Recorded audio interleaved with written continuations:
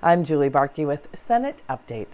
Minnesota is one of 7 states that taxes Social Security income, and that was the message by several members of the Senate GOP as they announced plans to eliminate the Social Security income tax. Well, good afternoon. Welcome to our press conference, and it's going to be one on something we're calling the Retire in Minnesota Act. Heather would get a kick out of this. It's not unlike the Right to See Act. But this is all about retiring in Minnesota, and it's about Social Security. And I would say I think it sort of takes off a little bit on what the governors did this morning with respect to an announcement relative to, I understand, some tax credits for child care, the youth part of our society. And this, of course, deals with the more senior people in Minnesota, the golden generation, or whatever we might want to call them, people that have been around here and, frankly, to some great extent, built our state, and I think to which we owe some level of obligation. So as we talk about this and we talk about our state, certainly the demographics we all know have changed. I've got some numbers here. Seniors numbered 91,000 and this is 65 or over, in the year 2000. And that increased, frankly, all the way up to 285,000 in 2010, projected to be 335,000 in 2020. And then, by the way, because Social Security in some cases can be about disability or people taking it at 62, the numbers actually that this particular act starts to affect are much, frankly, greater than that. All the way up to over 600,000. So as our society is changing, I think this becomes a point of greater awareness, and i.e. that we're taxing Social Security. And I'm proud, by the way, to note my colleagues with me today, the co-authors here, Senator Nelson's here, and Senator Dames over here, Senator Kiffmeyer, Senator John Peterson's not here, but he's certainly on it. Of course, we have Senator Hand and Senator Limmer, and who else here? And I especially want to welcome Will Phillips from the American Association of Retired People. Indeed, Republicans are joining AARP at this point on a journey which I hope takes us to the successful conclusion of this bill, that being passage. So as we talk about where we are and certainly where we're going and where other people are in particular, 38 states don't tax this at all. 29 of those states have by purpose eliminated the Social Security tax. 9, frankly, don't have an income tax, so they're not affected. So individuals in Minnesota and, frankly, across the country have a number of states that they can live in and go to where Social Security is not taxed. 7 states, including Minnesota, do tax Social Security. 6 others have recognized the issue and put together some form of exclusions or so on that don't completely eliminate the tax, but certainly modify it. As we're going about this, it's a phased-in process, frankly, much like the Iowa bill. And the Iowa bill, by the way, I'll talk about it later, but was brought to legislation in 2006, and it's an 8-year bill, which is concluding now. But it is similar to that bill, a phase-in. The first year, it would cost $40 million. The second year, $87 million, for the biennium then at $127 million. That is not to say, however, that Social Security and people in Minnesota aren't paying a lot of Social Security tax. I've got some numbers here. They're paying this year, going in 2017, they're paying $398 million. They will pay $437 million in 2018, and if you go out to 2019, projectedly, $477 million. That is a lot of money which our seniors are paying into state government, and there are choices in this world, and part of those choices are moving to other places, so I think we need to think about that. I think, frankly, Social Security was enacted as a benefit a long time ago, 1935. We're taxing a benefit here. I think that's, generally speaking, unconscionable. We shouldn't have ever done it in the first place.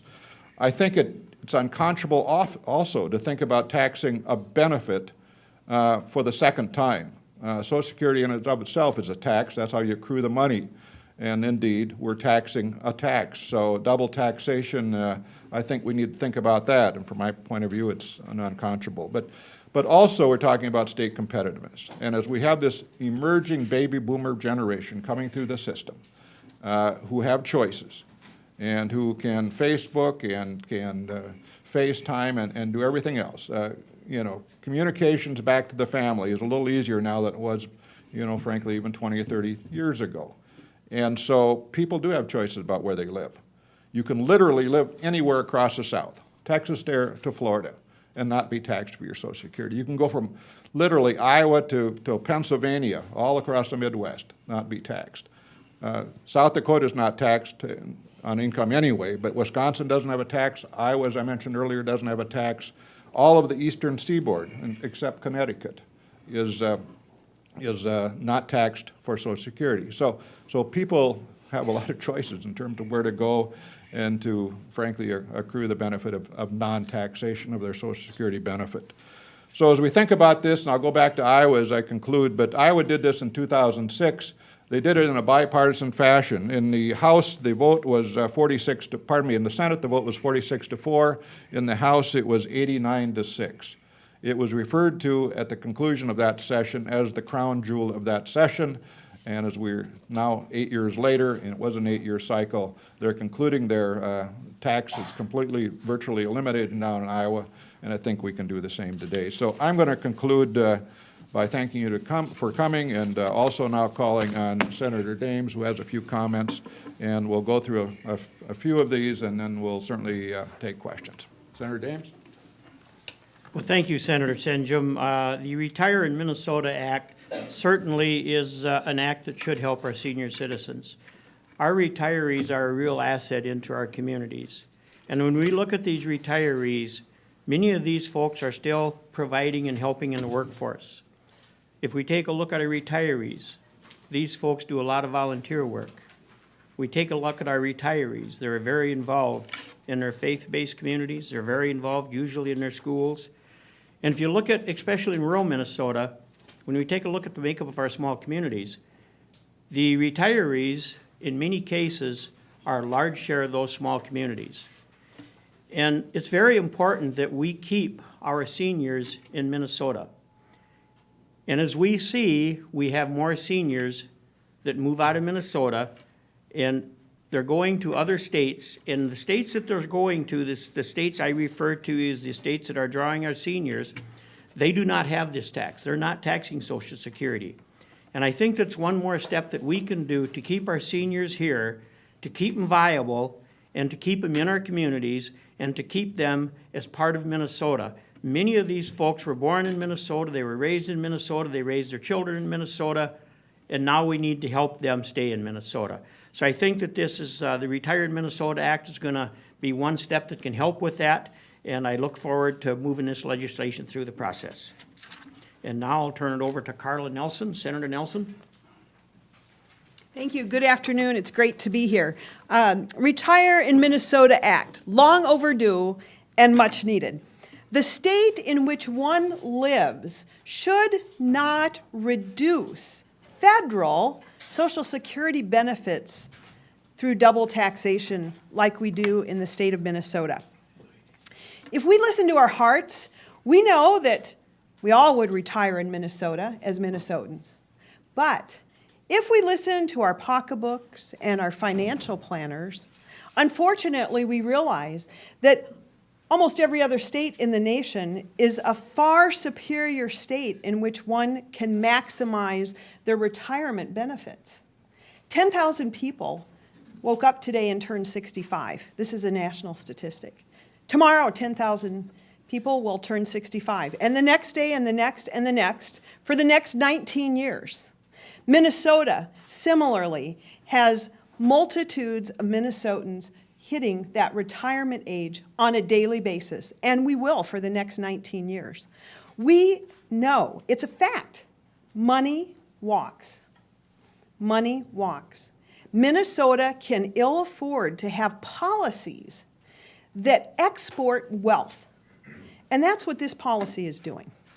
It is high time that we encourage retirement in Minnesota. I think this act will do it, and it's past time that we get it done. Thank you. I'd like to now introduce Will Phillips. Will is State Director for AARP, and it's a pleasure to have him with us today. Will? Thank you. Okay, good afternoon. My name is Will Phillips, and I'm the state director with AARP. We represent approximately 650,000 members here in the state, and on behalf of all those members, wanted to thank the senators for bringing forward this legislation. Quite frankly, it will lower the tax burden for many older Minnesotans, and we're hopeful that it will be embraced like it was in Iowa by members from both sides of the aisle.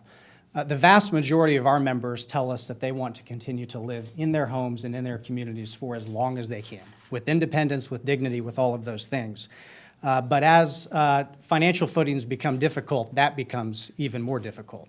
And so we think that this legislation will go a long way toward helping not only current retirees, but all of those who are coming down the line, people that we see are facing growing retirement deficits with the decrease of pensions, with lower savings rates, anything that we can do to help people take home more of the Social Security benefits that they've earned over a lifetime of work, we think will do great things to enhance not only their retirement security, but also for the state of Minnesota. We know that 1 out of every 7 Minnesotans currently live in poverty, and that 28% of Minnesotans rely on Social Security for their only source of income. So clearly, adjusting these thresholds that haven't been adjusted since they were created is critically important. We know that when you are retired, it's really tough to make any more money than you already are. Cost of living adjustments with Social Security, if they do come at all, are often small, and they don't keep up with things like ever-increasing costs for prescription drugs, utility costs, and other things like that. And so we think that as our state ages, it's in all of our best interests to make sure that our citizens can remain independent, to be able to age in their own homes and in their communities. And again, one of the ways that we can make sure that that happens and that we don't see people fleeing to other states with better tax treatment is to give these people a raise by lowering their tax burden. And that we think that in the end, the benefit to the state will be much greater than any revenue that we could have earned by continuing at these levels. So thank you very much. Anybody else want to? Okay, thank you so much, Will. We do appreciate you being with us today. We'll just open it up for questions and see where it goes. Anyone? Well, Senator, Is that easy? have you talked to Senator Skoye or Senator Bach about this idea? I mean, any support among Democrats? I've not yet talked to Senator Skoye or Senator Bach about this.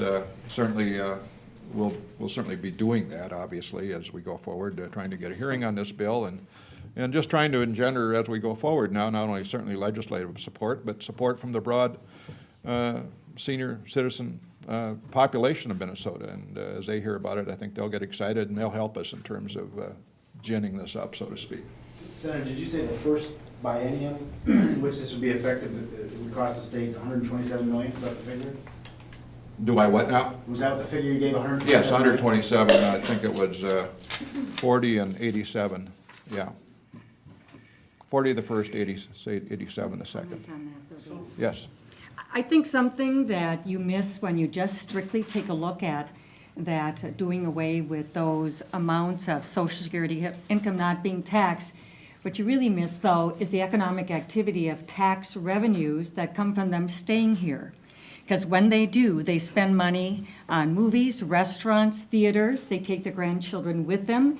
They give to local charities. They pay property taxes. So there's a lot of revenue that if you don't do this, you're going to hear the great big giant sucking sound of the southern states pulling our boomer retirees. And so this amount of having this tax subtraction and benefit to them is greatly outweighed by the tax revenues that you get from them staying here and spending their money in Minnesota. And they're great contributors and well worth working hard to keep.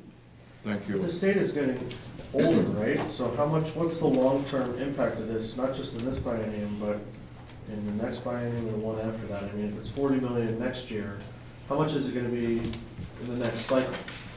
Because Well, the state's getting older, it means there's gonna be more people retiring, which means. Sure. If we weren't phasing this in, I'll just give you, for instance, the cost would be $398 million in 2017, $437 million in 2018, and projectedly going forward, to the extent they can project, $477 million in 2019. But, you know, that's senior citizens paying taxes that they wouldn't have to pay if they were in 39 other states. So let's not necessarily call this a big cost. I think, frankly, it's an opportunity to get rid of this tax and keep these good people in Minnesota, like Senator Kiffmeyer has referred to. Yeah.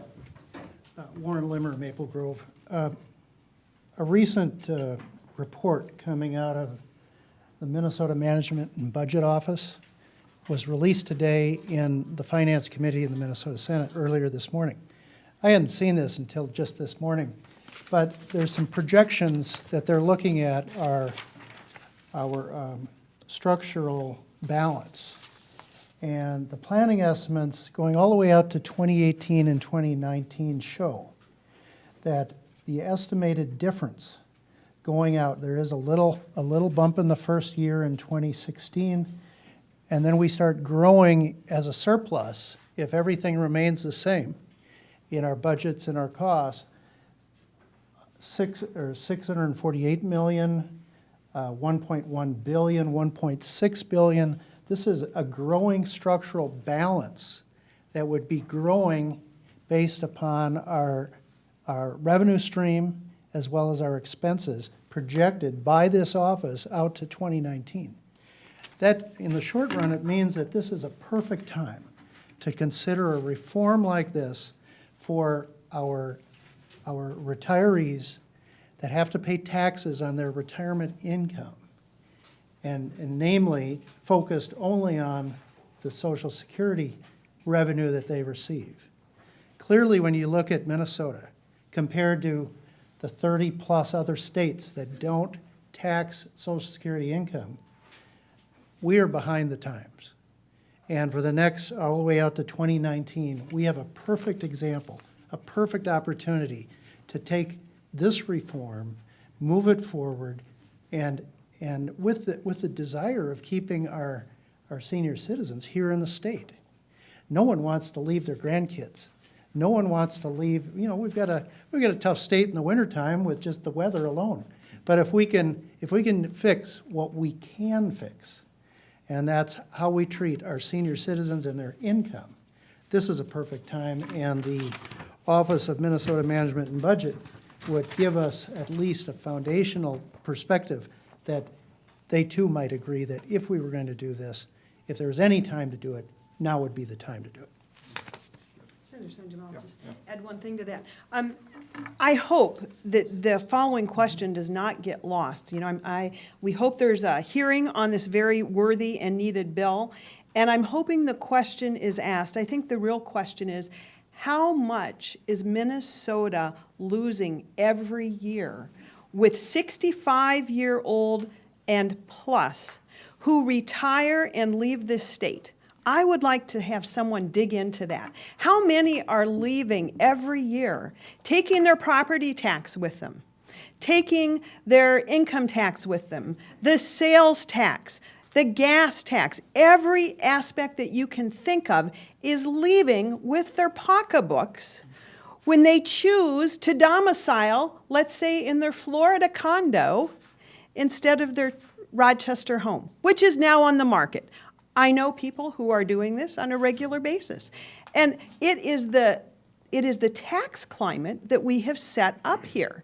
It is not sustainable. So as we get a hearing on this bill, let's make sure that question is asked. And I'm asking you, my friends in the press, to continue to ask that question. How much are we missing out on? Actually, Senator, I was going to ask that question. And Okay. I was wondering if the AARP might have any numbers on this. It doesn't seem like something that would be impossible to track, right? You know, I don't know that we have numbers in terms of quantitating people who are leaving, but we certainly do have some numbers in terms of what we've quantified as the gross domestic product of the 50-plus population in Minnesota. We did a report with Oxford Economics to determine that across the country and then in state by state. I don't have the number with me, but if you do an AARP Oxford Economics search, you can certainly find that. It's called the longevity economy, and specifically as opposed to the 65-plus, it does look at the 50-plus. So you're confident, though, that the number of retirees who would stay in Minnesota would more than make up the loss to revenue by not taxing? You're absolutely certain of this? I think anecdotally, every one of us, you know, you don't have to go to too many coffee shops or just be around the communities to know that so-and-so is retiring and so-and-so is moving. We hear it virtually every day. It's real, and I don't think we can ignore it anymore. Yes? As an AARP member and as a retiree, I have had a number of friends. They spend 5 months here and 6 months in a day in Florida, and in Arizona, and even one family in Michigan, which surprises me.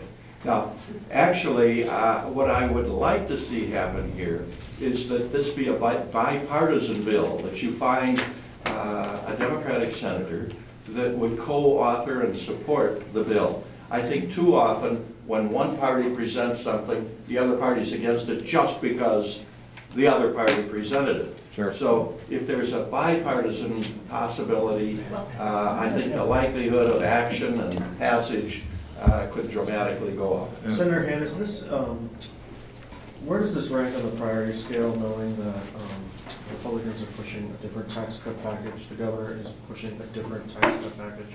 Where does this rank in terms of priorities? You're talking about priorities for us or priorities for the governor? Or priorities for you? Well, we think it's one of the top priorities. We talked Is it earlier. the top, or is it one? Well, it's one of the top. We've got several items that we're going to be talking about. This is certainly one of them, but we announced, or the forecast announced, a significant surplus. Our point was then, and it is today, that not every good thing happens through government spending, and I think this is a great example.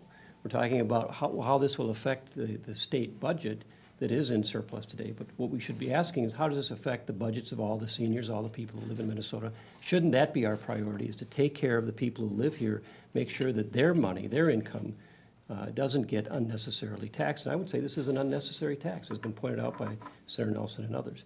So we think this is a great example of how we should take this opportunity that we have to restructure or reform our tax code to the benefit of the people who live here and the benefit of, frankly, people who want to invest here. So. I'd also, how can 39 other states do it and we can't? I mean, think about that question. How can 39 other states exempt Social Security taxation and we can't? So, are there any other questions? If not, thank you all for coming. We do appreciate it and look forward to any additional interviews or comments on this particular legislation going forward. Bye-bye.